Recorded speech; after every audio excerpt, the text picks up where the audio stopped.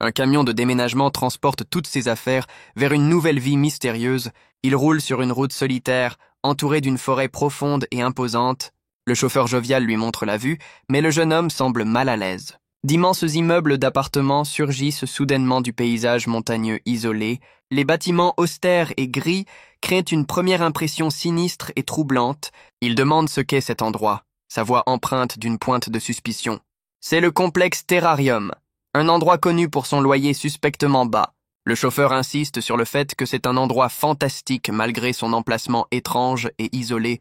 Leur petit camion franchit enfin les grilles de l'immense complexe. Son ami lui dit qu'il a une chance incroyable d'avoir trouvé un tel endroit. Ailleurs dans le complexe, les résidents semblent profiter d'une journée normale. Une jeune femme s'érafle le genou pendant un match, un accident apparemment mineur. On lui dit que la communauté est pleine de voisins aimables et de superbes commodités. Comme par un signal, il aperçoit un couple de personnes âgées à l'air amical sur le trottoir. Le vieil homme soulève son chapeau avec un sourire chaleureux, lui souhaitant la bienvenue dans le quartier. Il lui rend un sourire hésitant, se sentant toujours incertain de tout.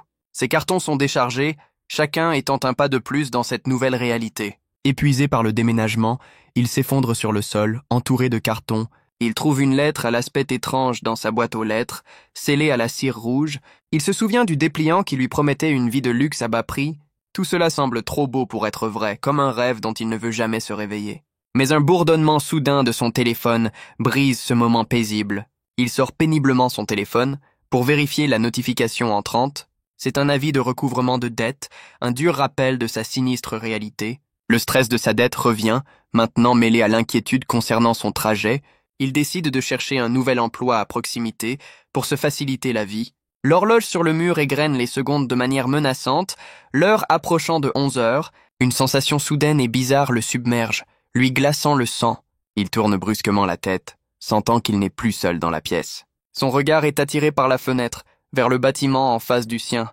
Il pense avoir entendu quelque chose tomber, un bruit étrange au cœur de la nuit. Il essaie de chasser ce sentiment, se disant que ce n'est que son imagination. Le ciel au-dessus du complexe silencieux et endormi paraît vaste et vide. Le lendemain matin, il se retrouve devant le bureau de la direction. Tout ce qu'il a à faire maintenant est de finaliser son enregistrement en tant que nouveau locataire. Mais alors qu'il s'approche de la porte, une annonce sur le mur attire son attention. Il voit une offre d'emploi pour un gérant d'immeuble. Ici même, dans le complexe, un sourire traverse son visage, alors qu'il réalise que cela pourrait être la solution parfaite. Soudain, un volant de badminton vole directement vers sa tête depuis le côté. Surpris par l'objet qu'il a frôlé, il se retourne vivement pour voir d'où il vient. Il voit un couple jouer au badminton sur un terrain voisin, lui semblant familier. La femme saute en l'air, criant alors qu'elle s'apprête à faire un smash puissant. Dans un moment d'étrange déjà-vu, elle trébuche et tombe par terre. Ses yeux s'écarquillent alors qu'il réalise qu'il a déjà vu cette scène exacte se dérouler. L'homme se précipite à ses côtés et ils ont exactement la même conversation. Avant qu'il ne puisse analyser cet événement bizarre, une main agrippe fermement son épaule, une femme avec un large sourire le salue, sa présence le surprenant. Elle connaît son numéro d'appartement, disant qu'elle l'a cherché partout. Elle lui tend chaleureusement un cadeau de gâteau de riz pour lui souhaiter la bienvenue dans l'immeuble. La femme se présente fièrement comme la présidente de l'association des femmes. Il essaie de refuser le cadeau, mais elle insiste sur le fait que c'est ce que font les bons voisins. Elle commence à parler du bon vieux temps, où les voisins étaient comme une famille. Elle se souvient comment tout le monde s'entraidait dans les moments difficiles, et comment ils célébraient les succès des autres comme si c'était les leurs. Avec un regard aimable mais intense, elle lui demande de faire partie de leur famille. Il sent une perle de sueur, mais il accepte nerveusement sa étrange requête. Elle lui demande alors pourquoi il est ici, l'informant qu'il a déjà été enregistré. Il explique qu'il a vu l'offre d'emploi et demande si le poste est toujours disponible. Son visage s'illumine de joie, s'exclamant qu'ils ont désespérément besoin d'aide. Elle lui offre immédiatement le poste, lui demandant s'il peut commencer la semaine prochaine. Alors que la nuit tombe, une obscurité inquiétante couvre à nouveau le terrarium. Il est assis dans son appartement, essayant de donner un sens à sa chance incroyable. Tout se met en place si parfaitement que cela en devient presque suspect. Il pense qu'il pourrait enfin rembourser ses dettes et construire une vie ici, mais en jetant un coup d'œil à l'horloge, il remarque que l'heure n'a pas du tout changé. Il bâille, ignorant l'étrange horloge et décidant qu'il est temps d'aller se coucher. Soudain, ses yeux s'ouvrent en grand alors qu'une pensée terrifiante le frappe. Il regarde par la fenêtre et voit une silhouette sombre sur le toit d'en face. La silhouette se tient parfaitement immobile au bord, regardant vers le bas. Il maudit sa terrible malchance, réalisant ce dont il va être témoin. Ne voulant pas voir ce qui va suivre, il se déplace rapidement pour fermer le rideau. L'horloge sur le mur continue de faire tic-tac, mais le temps lui-même semble figé. Il aperçoit les pieds nus de la silhouette juste au bord du toit. Le temps semble se déformer, alors que les aiguilles de l'horloge commencent à s'estomper et à tourner follement. Une pression intense s'accumule autour de lui, alors que ses yeux se fixent sur la scène. Une force invisible jaillit soudain de la fenêtre, le projetant en arrière. Il recule en titubant de terreur, son esprit incapable de comprendre ce qui vient de se passer. Se forçant à regarder à nouveau, il voit que le toit était maintenant complètement vide. Son cœur bat la chamade, alors qu'il se demande frénétiquement si la personne a vraiment sauté. Il regarde la rue en bas, mais il n'y a aucun signe de qui que ce soit. Il presse ses mains contre la fenêtre, son esprit tourbillonnant face à cette vision impossible. En regardant à travers le complexe, il voit d'autres résidents dans la même pose exacte, un immeuble entier de personnes, toutes figées dans une terreur silencieuse et synchronisée. Le choc le fait s'effondrer sur le sol à l'extérieur de son immeuble. Il serre le poing, essayant de donner un sens à cette illusion terrifiante. Était-ce une hallucination, une ruse de son esprit épuisé et inquiet? Il doit savoir si ce qu'il a vu était réel, si quelqu'un est vraiment tombé.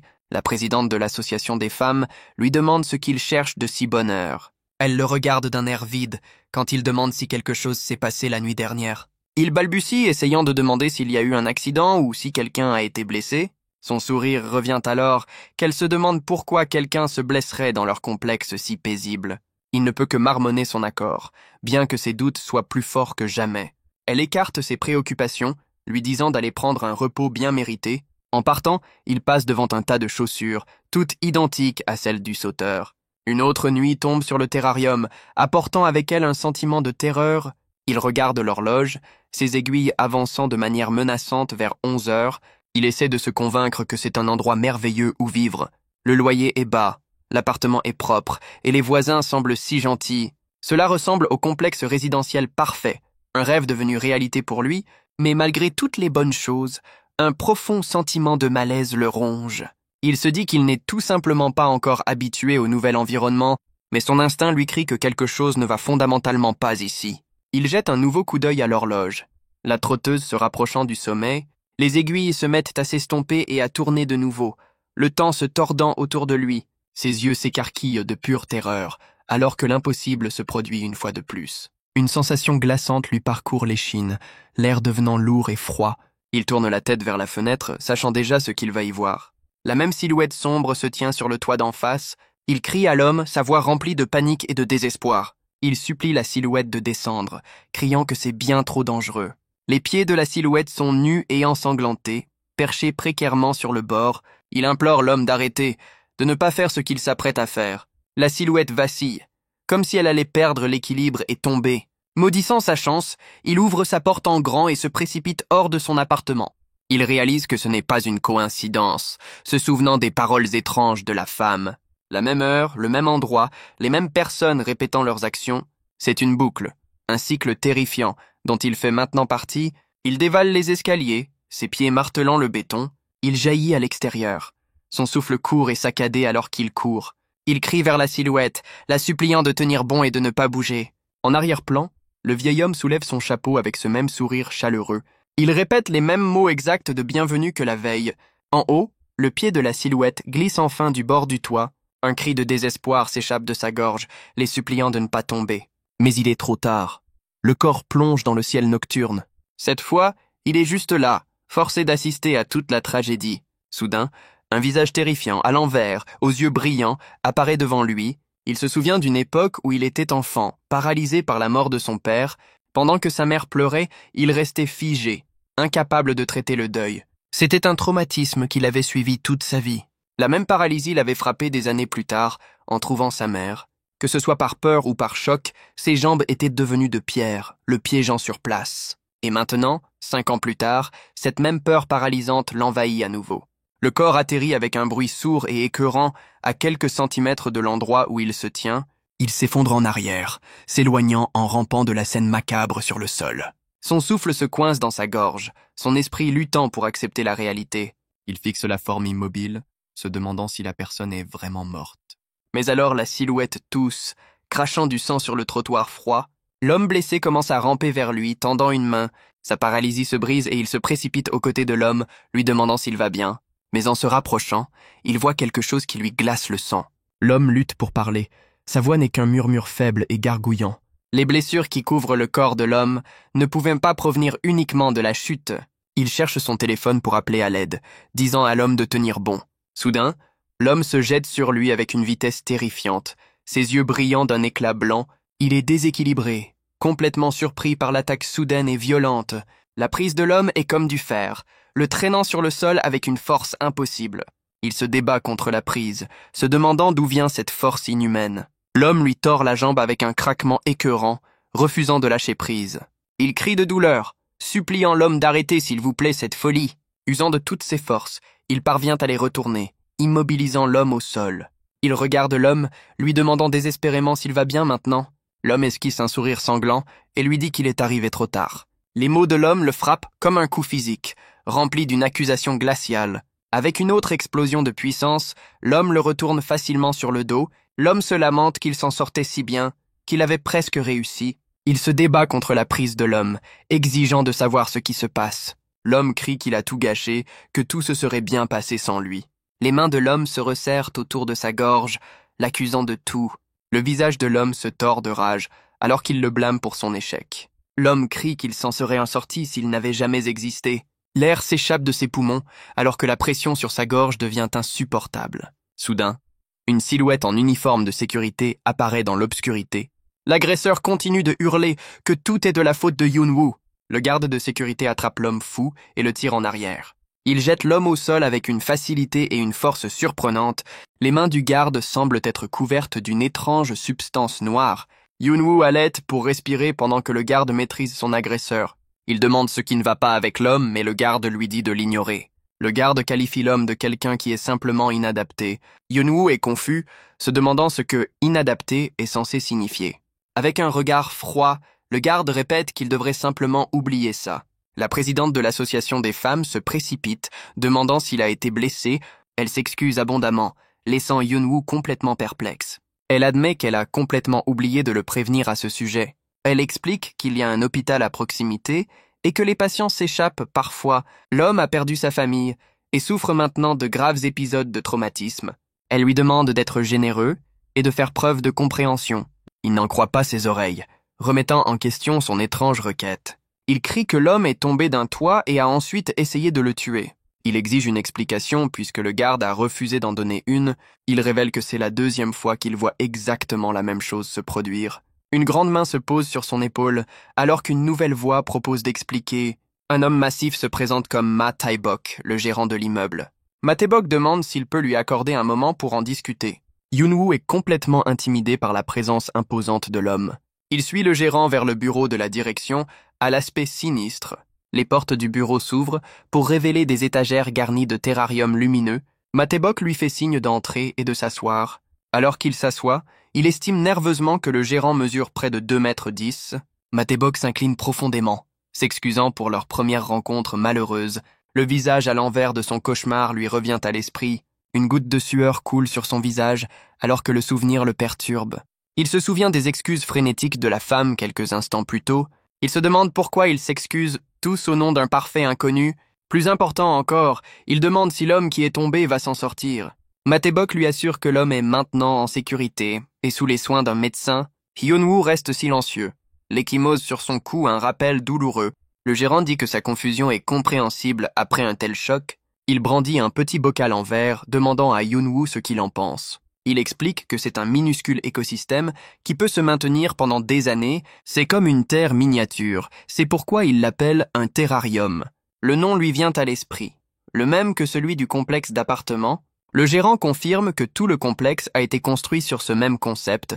Il explique qu'ils sont isolés du monde par des montagnes et des murs. Pour maintenir leur écosystème parfait, tous les résidents doivent suivre des règles strictes. Il dit à Yun-woo qu'il est maintenant un membre à part entière de cette communauté. Il évoque ensuite le nouvel emploi de Yun-woo au bureau de la direction. Ma Tae-bok sourit, certain qu'il s'adaptera rapidement à leurs coutumes. Plus tard dans la nuit, Yun-woo retourne à la solitude de son appartement. L'horloge sur le mur égrène les secondes, un son qui semble maintenant menaçant.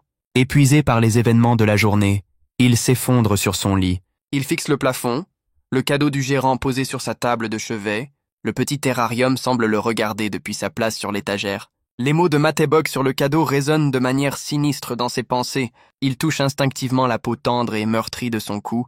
Un profond sentiment de terreur le pousse à se demander s'il devrait trouver un autre emploi. Décidant qu'il est trop fatigué pour réfléchir, il essaie de se forcer à dormir. Une brise froide souffle par la fenêtre ouverte, faisant bruisser les rideaux.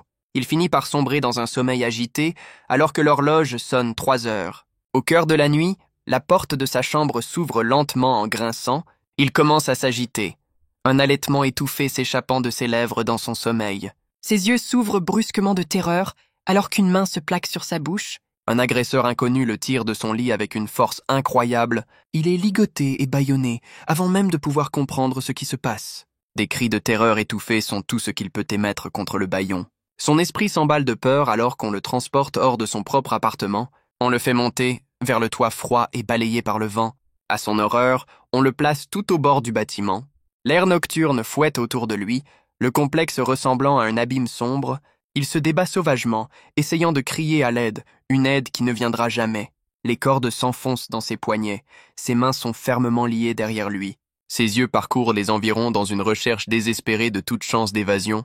En regardant en bas, il voit la chute terrifiante vers le trottoir. Ses doigts grattent le rebord, essayant de trouver une prise.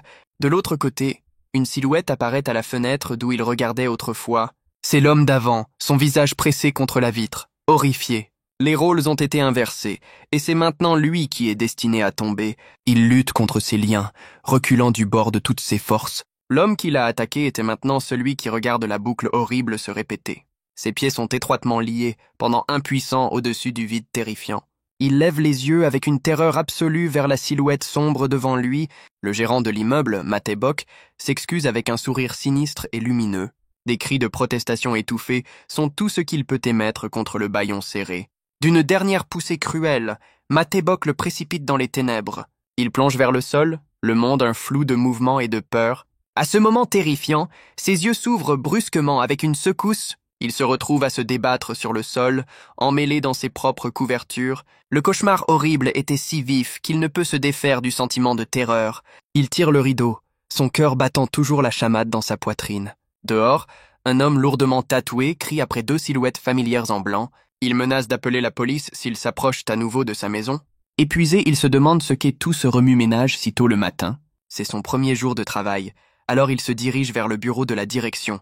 La présidente de l'association des femmes le salue, lui demandant s'il a bien dormi. Il ne peut que répondre faiblement, disant qu'il est prêt à travailler. Elle rit, impressionnée par sa motivation dès son premier jour. Elle le conduit vers une porte, prête à lui expliquer ses nouvelles fonctions. Elle révèle un immense entrepôt rempli d'innombrables boîtes identiques à livrer. Il regarde, incrédule, demandant si tout cela est pour une seule journée. Elle le prévient que le contenu est cher et qu'il ferait mieux de ne rien casser. Elle écarte ses inquiétudes avec un sourire, disant que tout travail est dur au début. Son sourire devient froid alors qu'elle lui dit qu'il ne peut pas rentrer chez lui tant que tout n'est pas terminé. Des heures plus tard, la nuit est tombée et le travail n'est toujours pas fini.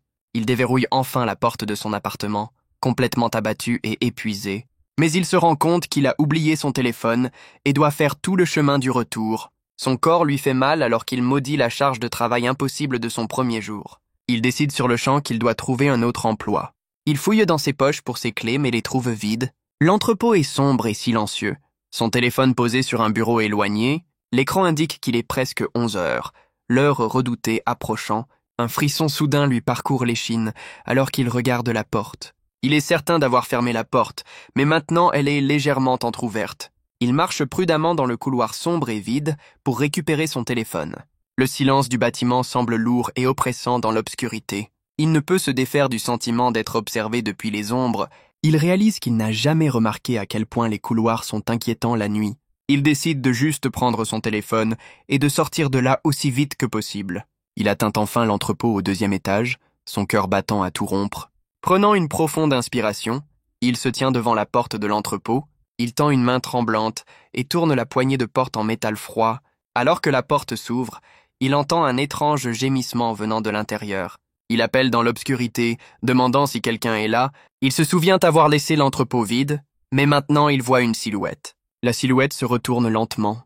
Ses mouvements raides et non naturels. Il se cache derrière une pile d'étagères, regardant pour voir ce qui se passe. Ses yeux s'écarquillent de choc devant la scène horrible qui se déroule devant lui. Ce sont les deux hommes en blanc, traînant l'homme bandé de l'autre nuit.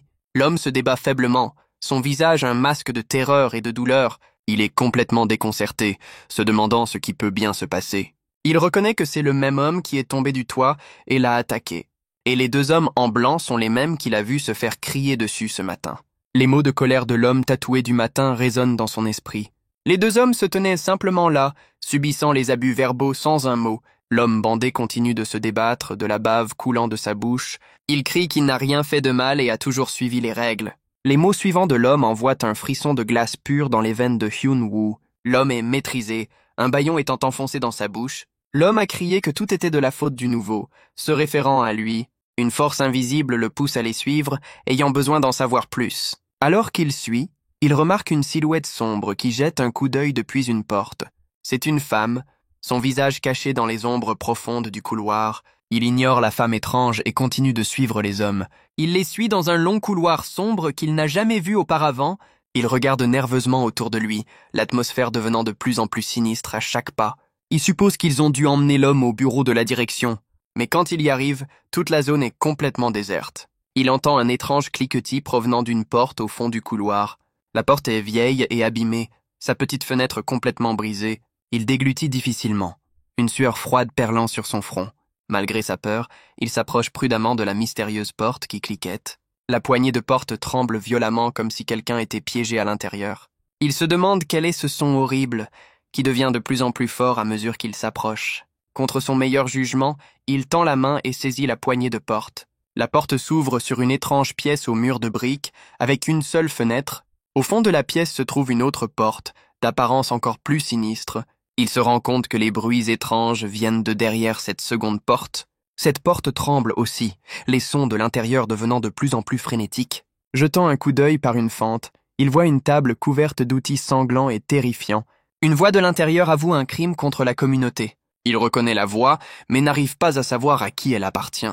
Il presse son œil contre la fente, ayant besoin de voir qui est à l'intérieur. Sa vision se remplit de la scène horrible qui se déroule dans la pièce voisine. La voix de l'intérieur continue de chanter que tout est de sa faute. Il voit l'homme bandé d'avant, bâillonné et attaché à une croix. Les mains de l'homme sont étroitement liées, tirant sur la poutre en bois. Matebok préside un rituel tordu avec des personnages encapuchonnés agenouillés. Les personnages en pleurs chantent à l'unisson, répétant les mêmes mots obsédants. L'un des hommes en blanc fouette brutalement l'homme crucifié et impuissant. La victime tressaille de douleur, alors que le fouet déchire son corps déjà brisé. Des cris étouffés de pure agonie s'échappent de derrière le bâillon de l'homme. Sa main ensanglantée se serre en un point à chaque coup de fouet agonisant.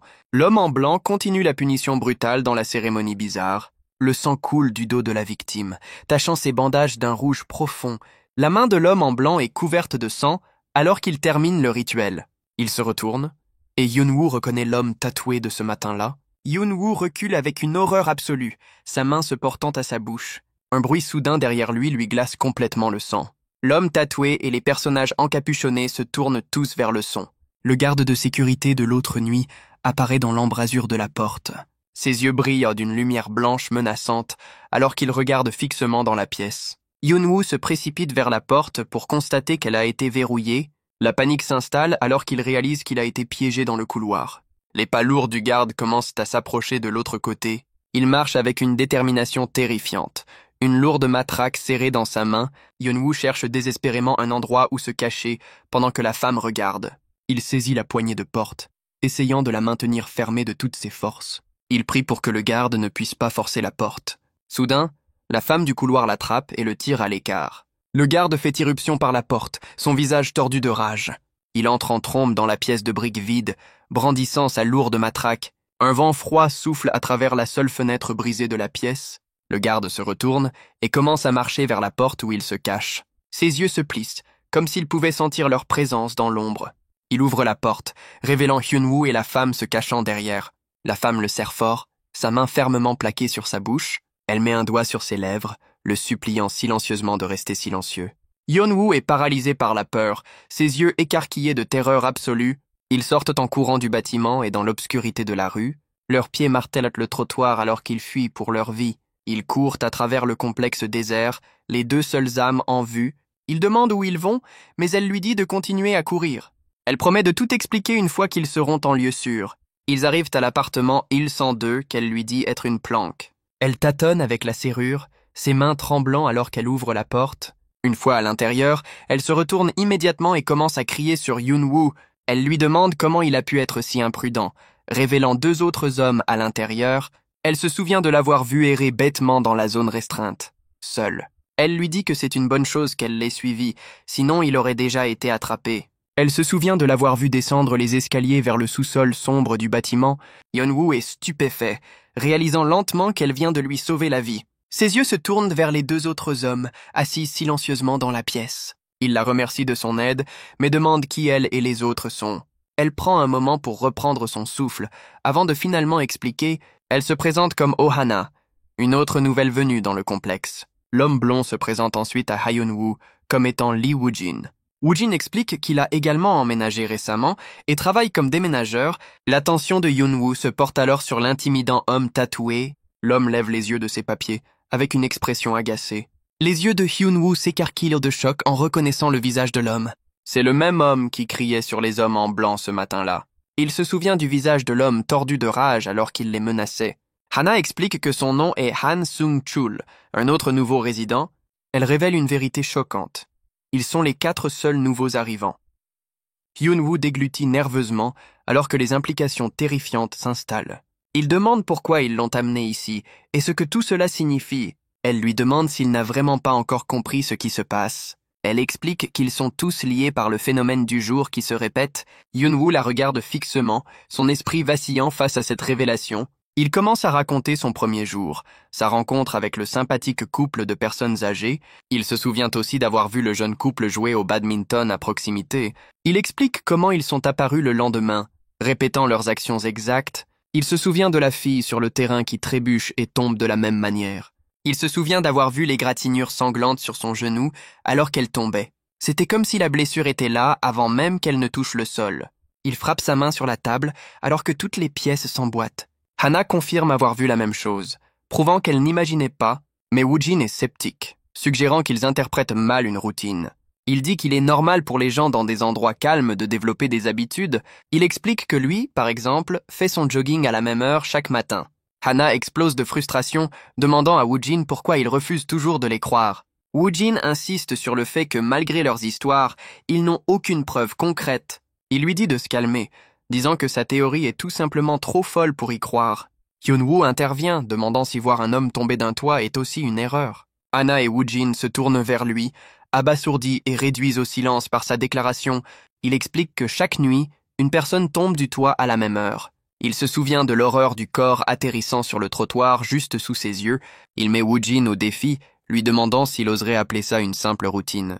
Woo-jin reste finalement sans voix, une goutte de sueur coulant sur son visage terrifié.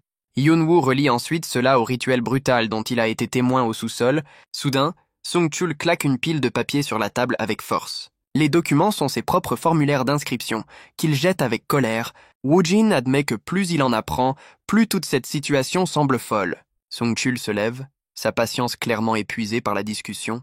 Il demande avec colère pourquoi ils se sont donné la peine de l'appeler ici pour ses bêtises. Hana est furieuse de son attitude dédaigneuse et conteste ses paroles impolies. Il se plaint des étranges hommes en blanc qui ont flâné près de sa maison. Il révèle que la présidente de l'association des femmes a changé son adresse sans son consentement. Il se moque de leur théorie, qualifiant l'idée d'un jour qui se répète de complètement ridicule. L'expression de Hana se durcit, réalisant à quel point il sera difficile de le convaincre. Yoon-woo résume calmement les faits impossibles dont ils ont tous été témoins jusqu'à présent. Sung-chul sort en trombe, criant qu'il en a fini de perdre son temps avec leur délire. Avec un claquement de porte retentissant, il abandonne complètement le groupe. Il n'en reste plus que 3, l'air chargé de tension et d'incertitude. Woo-jin fait remarquer que la réaction de Sung-chul prouve à quel point leur histoire est incroyable. Il demande ce qu'il pourrait bien faire, disant qu'appeler la police serait inutile. Hana se tait, incapable d'argumenter contre son point de vue frustrant et logique. Yoon-woo se demande à voix haute s'il pourrait en signaler le suicide nocturne à la police. Il pousse un soupir, sachant que même cela ressemble à un canular téléphonique. Les yeux de Woo-jin se plissent alors qu'ils réalisent la première étape qu'ils doivent absolument franchir. Il propose un nouveau plan pour rassembler des preuves indéniables avant d'aller à la police. Le visage de Hana s'illumine d'un espoir renouvelé. Acceptant avec empressement le plan, Woo-jin se tourne alors vers Hyun-woo, lui demandant s'il se joindra à leur enquête. Hyun-woo hoche la tête en signe d'accord, devenant un membre engagé du petit groupe, et ainsi, leur enquête secrète sur le complexe terrarium a officiellement commencé. Pendant ce temps, Sung-chul prend l'ascenseur pour retourner à son appartement au 13e étage. Il crache par terre de dégoût, agacé par le temps qu'il vient de perdre. Marmonnant pour lui-même, il maudit les autres pour leur théorie complètement folle. Alors qu'il approche de sa porte, il remarque quelque chose qui le fige sur place. Les deux étranges hommes en blanc se tiennent juste devant la porte de son appartement. Ils semblent l'attendre. Leur présence profondément sinistre et inquiétante. Son sang ne fait qu'un tour de pure rage à la vue de ces visiteurs indésirables. Il fonce en avant, leur criant de s'éloigner immédiatement de sa maison. L'un des hommes se retourne avec un sourire placide, disant qu'il l'attendait. Enragé par leur calme, Sung-chul en saisit un par le col. Il crie qu'il les a déjà prévenus de rester loin de sa maison. Le sourire effrayant de l'homme ne s'efface jamais, alors qu'il promet que ce sera la dernière fois. Leur calme étrange ne fait qu'alimenter sa fureur, le rendant encore plus agressif. Soudain, une ombre sombre se projette sur lui, alors que le garde de sécurité apparaît derrière lui. Le garde lève une lourde batte, se préparant à frapper le Sung-chul sans méfiance. Le lendemain, le complexe semble faussement paisible, cachant ses sombres secrets. Hyun-woo arrive au bureau de la direction, prêt pour son premier jour d'enquête. Il prétend être un travailleur diligent, déplaçant des boîtes dans le cadre de sa nouvelle couverture. Chaque boîte qu'il déplace est un pas de plus dans la réalité tordue du complexe. Il s'arrête un instant, la main éraflée et saignant à cause du travail manuel. La présidente de l'association des femmes apparaît, le sortant de ses pensées. Elle note son changement d'attitude, impressionnée par sa nouvelle éthique de travail. Il joue le jeu, lui disant qu'il est habitué au travail difficile de ses emplois précédents. Elle semble satisfaite de sa réponse et lui dit de ne pas trop se surmener. Il maintient la façade polie, s'inclinant profondément alors qu'elle s'éloigne enfin. Dès qu'elle est hors de vue, son expression amicale disparaît complètement. Il se dirige immédiatement vers la fenêtre pour commencer son vrai travail de la journée. Il observe les résidents en bas, ses yeux cherchant des schémas répétés. Comme une horloge, le vieil homme soulève son chapeau avec un sourire chaleureux et accueillant. Sur le terrain, le match de badminton se déroule avec le même dialogue exact. Son visage s'assombrit alors qu'il confirme l'horrible vérité de ses propres yeux. Plus tard, Woo-jin expose leur plan pour étudier les schémas de comportement des résidents. Il charge Hyun-woo de surveiller la zone autour du bureau de la direction. Woo-jin couvrira une autre zone, rappelant à Hyun-woo d'enregistrer le sauteur. Hyun-woo sait que cet enregistrement sera leur preuve la plus cruciale. Woo-jin détend l'atmosphère, lui disant d'être moins formel entre eux maintenant. Hyun-woo commence à documenter méticuleusement chaque événement étrange qu'il observe.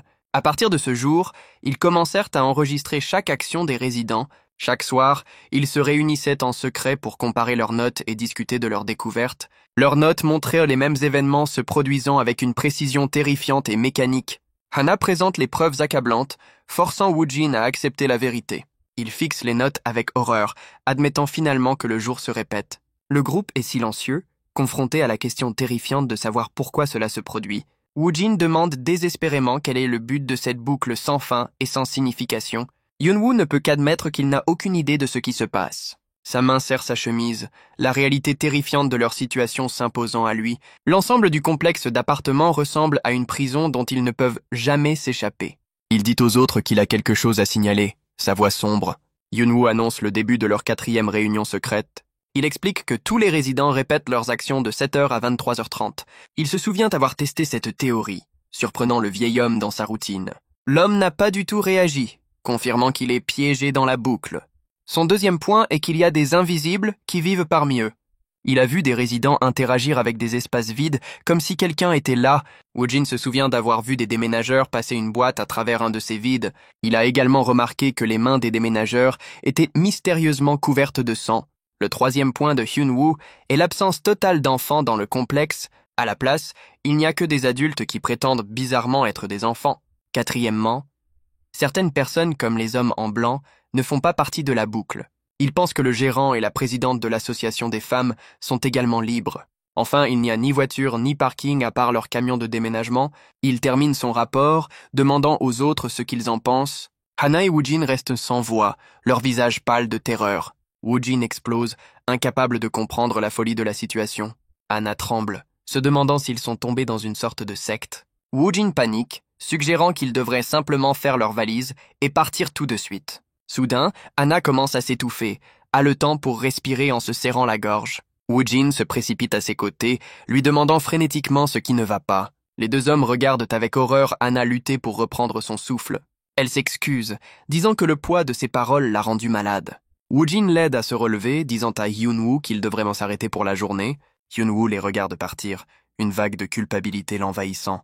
Le lendemain, il retourne au bureau de la direction.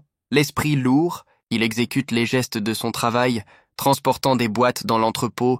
Le travail physique est épuisant, mais ce n'est rien comparé à sa fatigue mentale. Chaque boîte ressemble à une autre pièce du puzzle insoluble et terrifiant.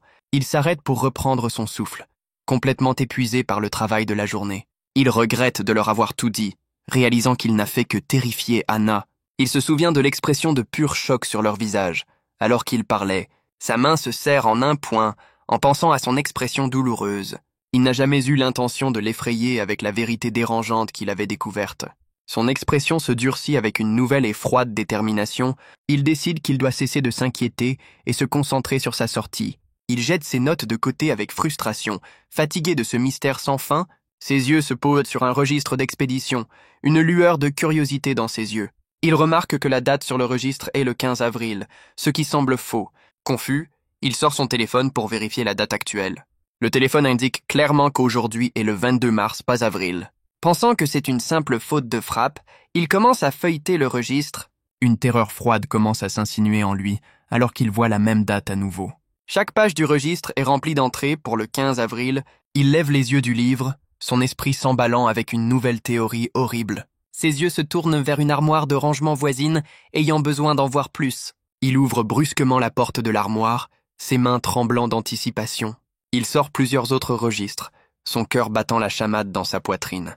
Il s'effondre sur le sol, entouré d'une montagne de dossiers identiques. Chaque registre de l'armoire est daté du 15 avril.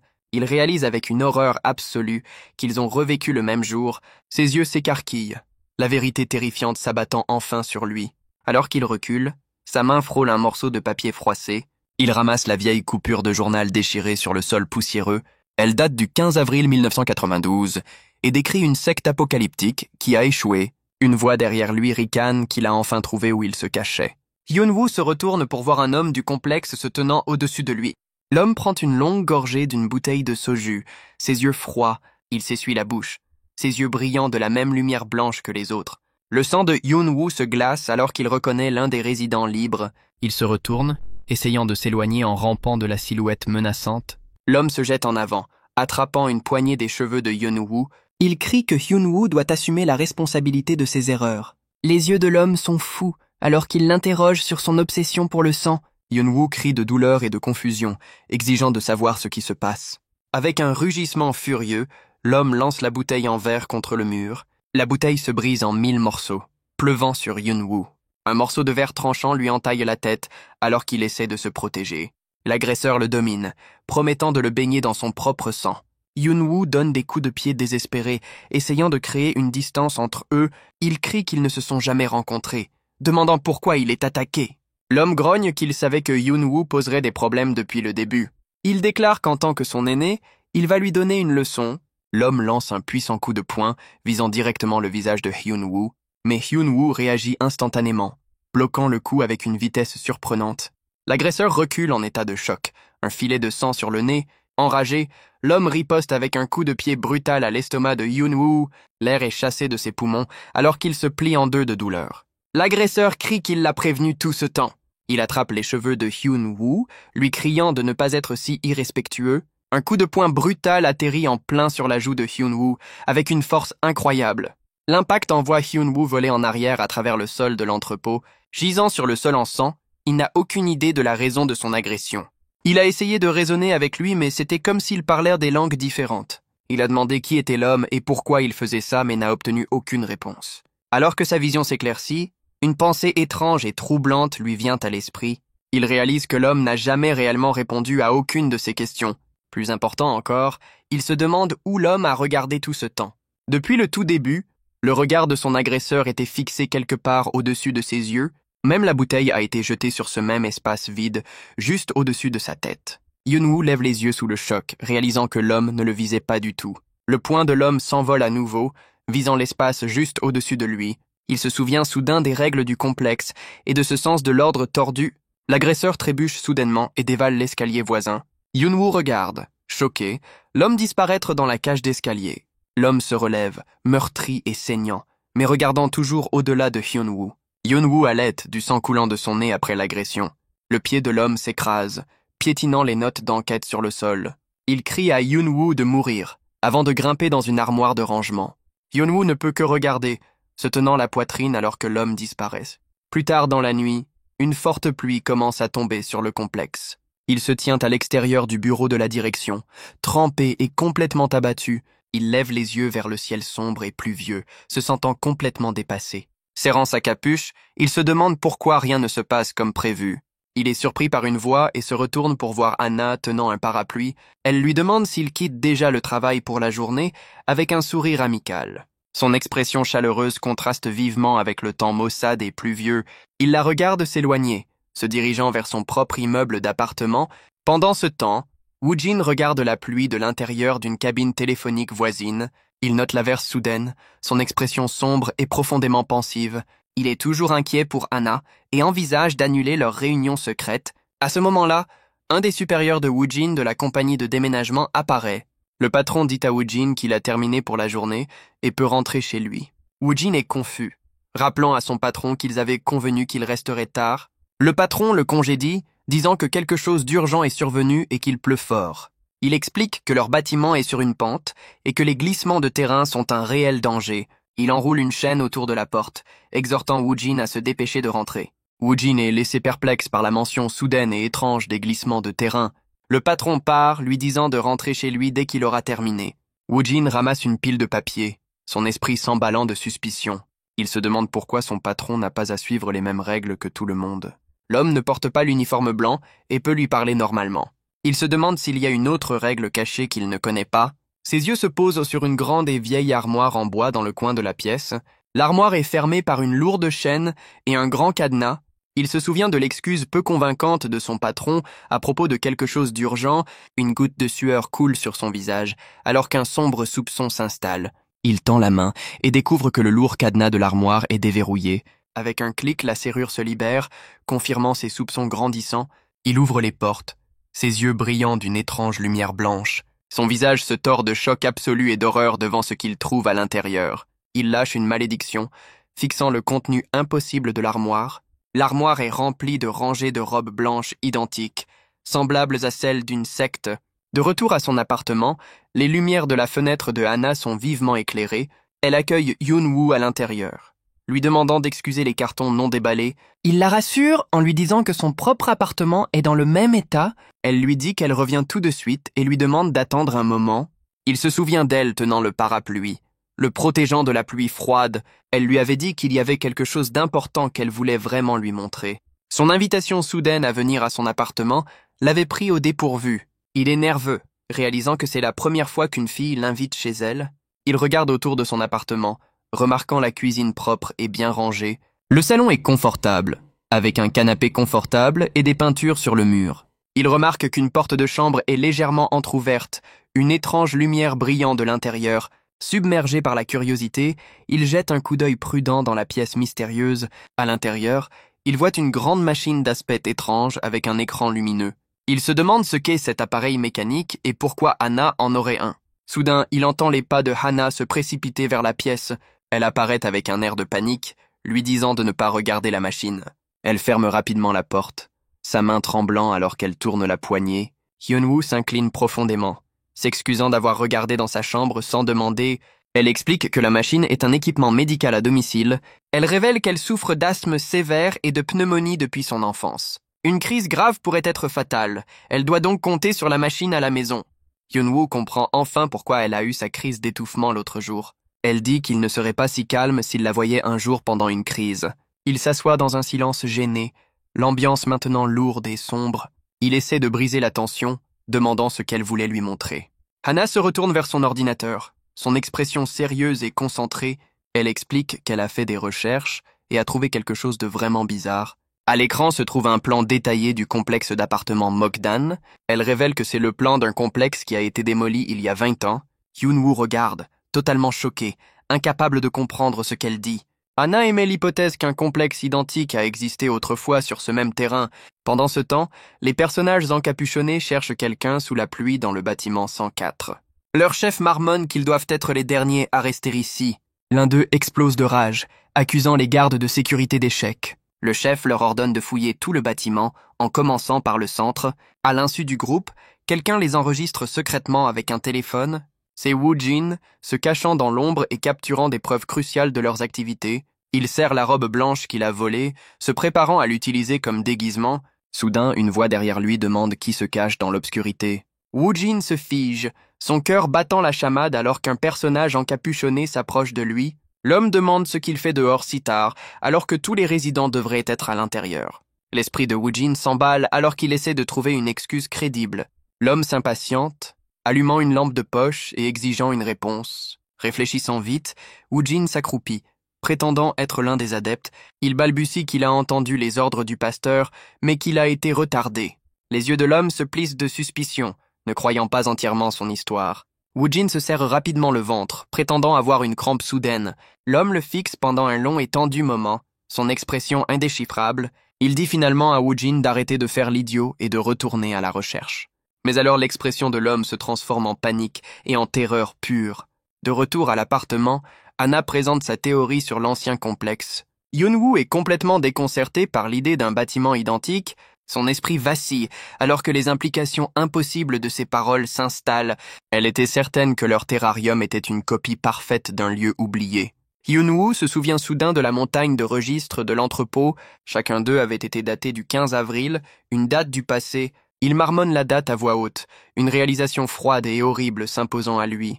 Il se lève d'un bond, criant que les registres étaient datés du 15 avril 1992. Il sort la coupure de journal en lambeaux qu'il a trouvée sur le sol de l'entrepôt.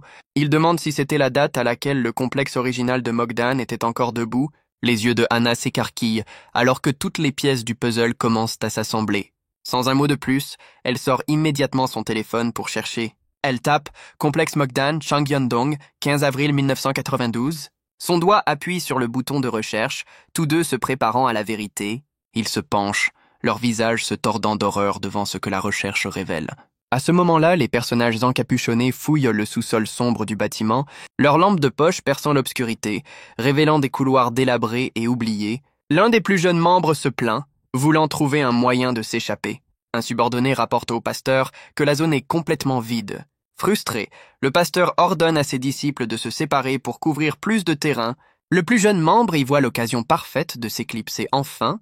Il atteint tranquillement une poignée de porte, espérant se cacher jusqu'à la fin de la recherche. Il se glisse dans la pièce noire comme du jet, fermant silencieusement la porte derrière lui. Il s'effondre contre le mur, soulagé, pensant qu'il est enfin à l'abri d'eux. Mais alors, une seule goutte de liquide rouge foncé tombe du plafond au-dessus. Elle atterrit juste sur son nez, et il lève les yeux, confus par ce que cela pourrait être. Les résultats de la recherche décrivent un meurtre de masse horrible dans l'ancien complexe. L'article mentionne que le tueur mesurait un incroyable 2,30 m. Les yeux du jeune homme s'écarquillent de terreur absolue.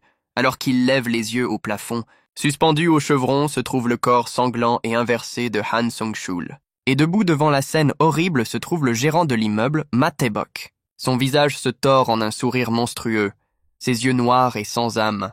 Hyun-woo et Anna regardent, choqués, reconnaissant le visage terrifiant du gérant.